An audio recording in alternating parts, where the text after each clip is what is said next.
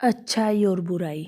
एक व्यक्ति काफ़ी दिनों से इस बात से परेशान था कि घर के सारे खर्चे उसे ही उठाने पड़ते हैं। पूरे परिवार की जिम्मेदारी उसी के ऊपर है। किसी ना किसी रिश्तेदार का उसके यहाँ आना जाना लगा ही रहता है। उसे बहुत ज़्यादा इनकम टैक्स देना पड़ता है, आदि आदि।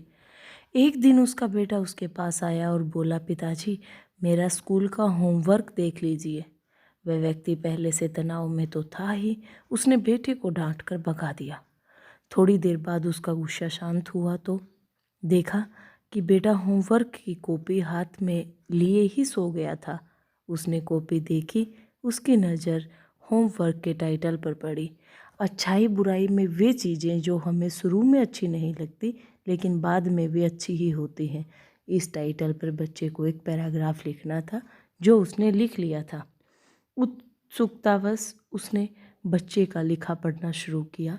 बच्चे ने लिखा था, मैं अपने फाइनल एग्ज़ाम को बहुत धन्यवाद देता हूँ क्योंकि शुरू में तो ये बिल्कुल अच्छे नहीं लगते लेकिन इनके बाद स्कूल की छुट्टियाँ पड़ जाती हैं।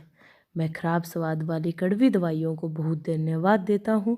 शुरू में तो ये कड़वी लगती हैं लेकिन ये मुझे बीमारी से ठीक करती हैं।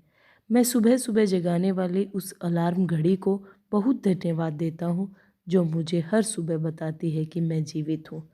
मैं ईश्वर को भी बहुत धन्यवाद देता हूँ जिसने मुझे इतने अच्छे पिता दिए क्योंकि उनकी डांट मुझे शुरू में तो बहुत बुरी लगती है लेकिन वो मेरे लिए खिलौने लाते हैं, मुझे घुमाने ले जाते हैं और मुझे अच्छी अच्छी चीज़ें खिलाते हैं।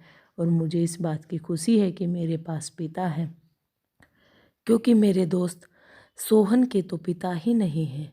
होमवर्क पढ़ने के बाद उस व्यक्ति की सोच बदल सी गई। वह सोचने लगा, मुझे घर के सारे खर्चे उठाने पड़ते हैं, इसका मतलब है कि मेरे पास घर है और ईश्वर की कृपा से मैं उन लोगों से बेहतर स्थिति में हूँ जिनके पास घर नहीं है। मुझे पूरे परिवार की जिम्मेदारी उठानी पड़ती है, इसका मतलब है कि मेरा परिवार है, बीवी बच्चे हैं और ईश्वर की कृपा से मैं उन लोगों से ज़्यादा खुशनसीब हूँ जिनके पास परिवार नहीं है और वो दुनिया में बिल्कुल अकेले हैं।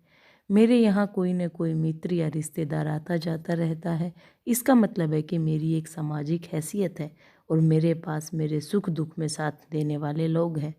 मैं बहुत ज़्यादा इनकम टैक्स भरता हूँ, इसका मतलब है कि मेरे पास अच्छी नौकरी व्यापार है और मैं उन लोगों से बेहतर हूँ जो बेरोजगार हैं या पैसों की वजह से बहुत सी चीज़ों और सुविधाओं से वंचित हैं।